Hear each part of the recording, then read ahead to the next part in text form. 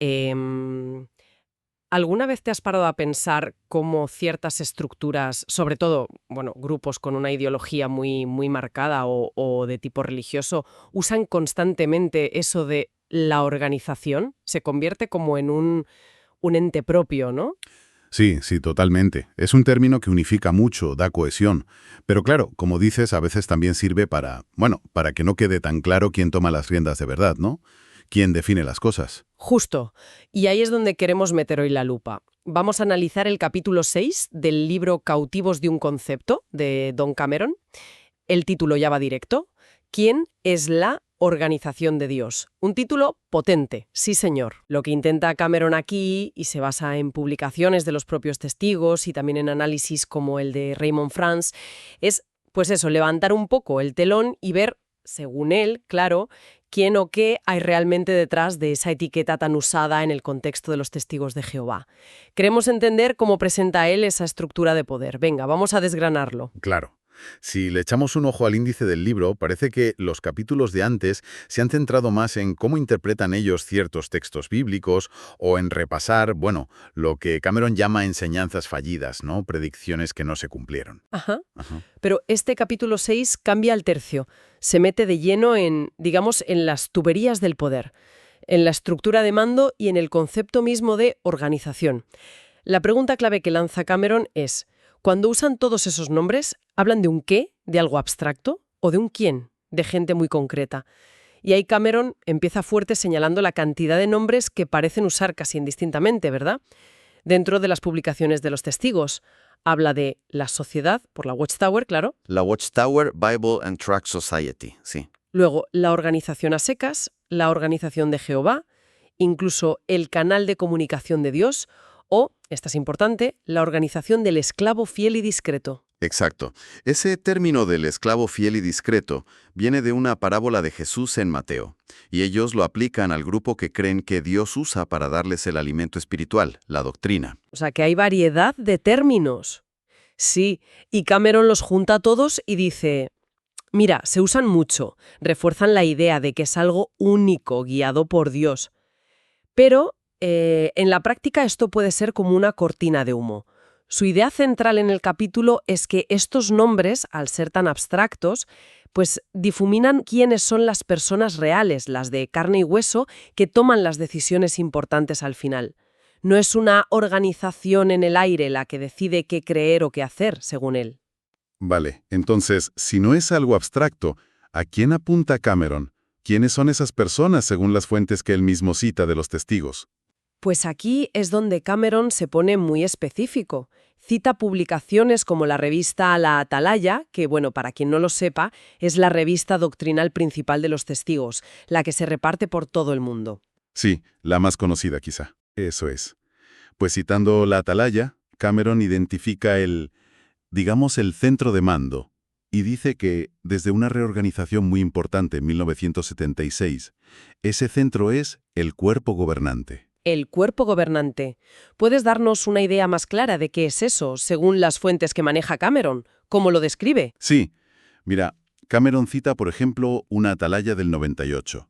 Ahí se describe al cuerpo gobernante como un grupo de hombres, en aquel momento eran 10, pero el número ha ido cambiando, que son considerados cristianos maduros, ungidos por Espíritu Santo, y que tienen la tarea de dar la dirección espiritual a todos los testigos del mundo. Ajá. Y esa misma revista, según cita Cameron, dice que los testigos buscan gustosos la dirección y la guía de este grupo. Vamos, que es como el comité central que fija la doctrina y supervisa todo. Entendido. Entonces, desde el 76, el poder está en ese comité. Pero, ¿y antes? ¿No siempre fue así? No, según el análisis de Cameron, él argumenta, otra vez usando publicaciones de los testigos, que antes del 76 la autoridad final estaba mucho más clara en una sola figura, el presidente de la sociedad Watchtower. Ah, mira.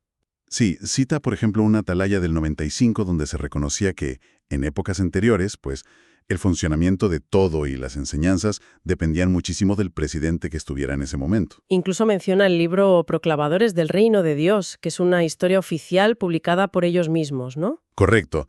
Cameron se apoya mucho en ese libro para este punto. Cita partes del Proclamadores que indicarían que el primer presidente, Charles Taze Russell, mientras vivió, pues prácticamente había sido la sociedad. O sea, su figura y la organización eran casi lo mismo. Vaya. Y lo mismo, argumenta Cameron basándose en estas fuentes, pasó con los siguientes presidentes, como Rutherford Tignor, hasta ese cambio del 76. Ese cambio del 76 parece un punto clave, ¿no?, en la estructura que describe Cameron. El libro Proclamadores, que él cita, explica por qué lo hicieron. ¿Cuál fue la razón que dieron? Pues mira, el libro Proclamadores, tal como lo presenta Cameron, dice que ese cambio fue para volver a un modelo que ellos veían más bíblico, más parecido al grupo de apóstoles y ancianos que había en Jerusalén en el siglo I. Así que, formalmente, pasaron la autoridad doctrinal y de supervisión del presidente a este grupo, al cuerpo gobernante. Entiendo. Pero claro, para Cameron, este cambio, aunque se presente como algo teocrático, una mejora espiritual, en la práctica lo que hizo fue afianzar el poder en un grupo pequeño. Quizás menos visible que cuando estaba en una sola persona, pero igual de centralizado. O sea que, según Cameron, da igual si antes o después del 76, las decisiones importantes siempre han salido de un grupo muy reducido de personas, o el presidente o el cuerpo gobernante. Y la organización como idea es, en la práctica, esa gente. Esa es exactamente la conclusión a la que llega Cameron aquí. La organización actúa y decide a través de ellos. De hecho, Cameron también habla de un ajuste que hubo después, en el año 2000. Sí, ¿qué pasó entonces? Pues que algunas tareas más administrativas que antes hacían miembros del cuerpo gobernante se pasaron a otros comités. Según Cameron, esto se justificó diciendo que así el cuerpo gobernante podía centrarse aún más en lo suyo, en el ministerio de la palabra. O sea, en la dirección espiritual y doctrinal. Lo que reforzaría su papel central en la doctrina, ¿no? Claro. Desde la perspectiva de Cameron, esto lo que hizo fue subrayar todavía más su posición como la fuente última de la enseñanza dentro de la estructura. Y esto nos lleva de cabeza a un tema muy delicado que el capítulo trata sin rodeos: la lealtad. Porque dentro de los testigos se enseña, según explica Cameron, que ser leal a Dios implica ser leal a su organización. Pero a ver, si la organización que decide son en realidad estos hombres, ¿qué significa eso para la lealtad, según Cameron? Pues aquí es donde Cameron mete la perspectiva de Raymond Franz, y es un punto crucial del capítulo. Franz, como dijimos, es importante porque estuvo dentro, fue miembro del cuerpo gobernante 9 años, del 71 al 80, y luego lo expulsaron y se volvió muy crítico. Cameron cita bastante su libro Crisis de Conciencia. ¿Y qué dice Franz sobre esto de la lealtad según lo que recoge Cameron? Pues Franz argumenta, y habla desde su experiencia directa allí dentro, que cuando las publicaciones y los discursos de los testigos piden lealtad a la organización, lo que realmente se pide y lo que se espera es lealtad total a lo que diga el cuerpo gobernante, a sus directrices, a sus enseñanzas, a sus interpretaciones. O sea, una conexión directa. Exacto. Como ellos son la fuente de esa dirección, Franz concluye, y Cameron lo remarca mucho, que pedir lealtad a la organización se convierte, en la práctica, en pedir lealtad a los hombres que forman el cuerpo gobernante. Franz llega a decir, en una cita que Cameron destaca, ellos y solo ellos son la organización, en estos temas clave de doctrina y dirección. Cameron parece dibujar aquí como una especie de brecha, ¿no?, entre lo que se cree y lo que pasa. Lo llama ilusión versus realidad. ¿Puedes explicar un poco más ese contraste, tal como lo presenta el libro? Sí, es como el marco que usa para resumir su argumento. La ilusión, según la describe él, es la creencia sincera que tienen muchos testigos. Creen que al seguir lo que dice la sociedad Watchtower y su cuerpo gobernante, están siendo leales directamente a Dios, a Jehová, a través de la estructura que Él ha puesto en la tierra. Piensan que obedecen a Dios al obedecer a su organización. Vale, esa es la ilusión. ¿Y la realidad, según la visión de Cameron y Franz, que expone el libro? La realidad, tal como la presentan ellos, es que esa lealtad, en la práctica, en lo que se exige día a día, se enfoca y se dirige hacia los líderes humanos concretos que están detrás de los nombres de la organización. O sea, la lealtad que se pide a la organización abstracta aterriza, según ellos, en una exigencia de sumisión y obediencia a las decisiones e interpretaciones del cuerpo gobernante. Ajá. Argumentan que hay toda una transferencia. La devoción que debería ser para Dios se canaliza hacia la estructura humana que dice representarlo. Y esta estructura, donde la lealtad se debe a un grupo específico que es la organización, tiene otras consecuencias, según el análisis de Franz que cita Cameron. Mencionaste algo sobre la responsabilidad. Sí, ese es otro punto interesante que Cameron saca de Franz. Franz sugiere que esta identificación de la organización con un grupo humano concreto, curiosamente, puede servir para diluir la responsabilidad personal de esos mismos líderes cuando las cosas salen mal. ¿Cómo? Pues que si una enseñanza resulta ser un error, o una profecía no se cumple, temas que, por lo que vemos, se tratan en otros capítulos del libro de Cameron, Franz argumenta que la culpa rara vez se le echa directamente a los hombres del cuerpo gobernante que le impulsaron. Entonces, ¿a quién se culpa, según esa visión? ¿A quién se le echa el muerto? Según lo que exponen Franz y Cameron, la responsabilidad a menudo se desvía. Se habla de la organización en abstracto. La organización se equivocó. La organización no lo entendió bien. O se usa la idea de que la luz se hace más brillante, o sea, que Dios va revelando las cosas poco a poco. Ah, la revelación progresiva. Eso es. O incluso se ve como parte del plan de Dios, o una prueba de fe. El resultado, dice Franz, desde su experiencia, es que los de arriba, los individuos del cuerpo gobernante, quedan bastante libres de tener que rendir cuentas personalmente por los errores que se cometieron bajo su dirección. La culpa se reparte, se hace colectiva, o se espiritualiza, y eso protege la autoridad del liderazgo. Esto plantea preguntas serias sobre transparencia y rendición de cuentas en estructuras así, ¿no? Parece que, según Cameron, identificar quién es de verdad la organización es vital para entender cómo funciona la autoridad y la responsabilidad ahí dentro. Totalmente. Para Cameron, destapar que detrás de la organización hay un grupo humano específico es fundamental para entender toda la dinámica de control de la doctrina y la exigencia de lealtad que describe en su libro. Aquí es donde se pone la cosa realmente interesante. ¿Cómo se mantiene todo esto en pie, según él? El cierre del capítulo 6, según Cameron, es crucial, porque conecta esa identificación del liderazgo con la forma en que, según él, se protege la creencia principal. Una vez que un miembro acepta de corazón la idea de que la sociedad Watchtower, con su cuerpo gobernante, es la organización de Dios, esa creencia se convierte en una especie de fortaleza mental. ¿Una fortaleza? ¿En qué sentido? En el sentido de que se vuelve impermeable, resistente a la información que la contradiga. Cameron argumenta que una vez que has interiorizado esa creencia como verdad absoluta, ya no permites que nada la cuestione en serio. Aunque haya pruebas en contra. Claro.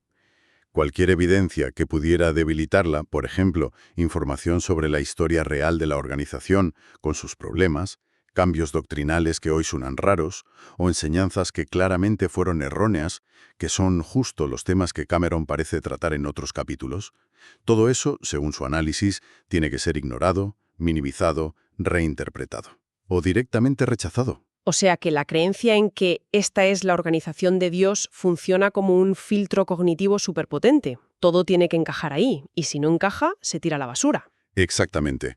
La creencia fundamental es como un escudo.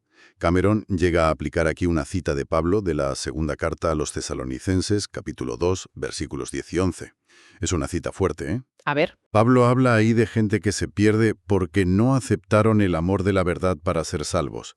Y por eso Dios deja que les llegue una influencia engañosa para que lleguen a creer la mentira. Cameron usa esto sugiriendo que, desde su punto de vista crítico, al aferrarse a la idea de la organización como elegida por Dios, a pesar de las pruebas en contra, según él, tanto los líderes como los seguidores han llegado a abrazar lo que él considera una mentira fundamental, creyéndola como si fuera verdad. Una aplicación muy directa y, seguro que muy polémica de ese texto bíblico. Sin duda. Hay que recordar siempre que esta es la interpretación y la aplicación que hace Cameron en su libro. Pero le sirve para cerrar su argumento en el capítulo 6.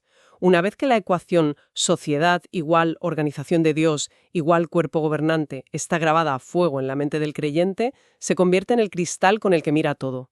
Y eso hace muy difícil cuestionar nada desde dentro, claro. Extremadamente difícil, según Cameron.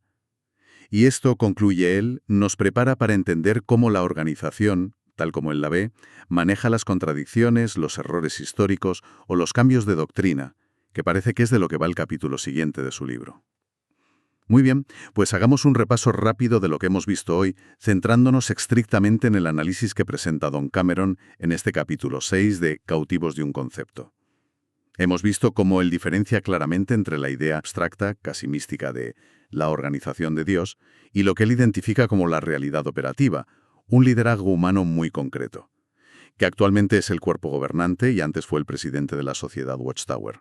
Sí. Hemos explorado cómo, según Cameron, usar tantos nombres distintos, la sociedad, la organización, el canal de comunicación, puede, en la práctica, hacer más borroso quién tiene de verdad la autoridad para decidir la doctrina y dirigir. Y hemos analizado el argumento principal, que se apoya mucho en lo que dice Raymond Franz, que la lealtad que se pide a la organización se traduce en el día a día en lealtad y obediencia a este grupo de líderes específico. También vimos cómo esta estructura, según la visión de Franz que cita Cameron, podría influir en la rendición de cuentas personal de los líderes por errores pasados, echando la culpa a la organización abstracta. Y finalmente, cómo Cameron cierra diciendo que la creencia base, la de que esta estructura es la organización de Dios, funciona como un mecanismo de defensa, un escudo que protege al creyente de información que pueda desafiar esa misma creencia, obligándole a reinterpretar o ignorar datos que no encajan. Entonces, ¿qué significa todo esto? ¿Con qué idea nos podemos quedar después de examinar este capítulo a través de la lente de Cameron? Pues mira, si nos quedamos solo con lo que dice este capítulo 6, la reflexión principal que sale es sobre cómo entendemos la autoridad y cómo percibimos la información que recibimos.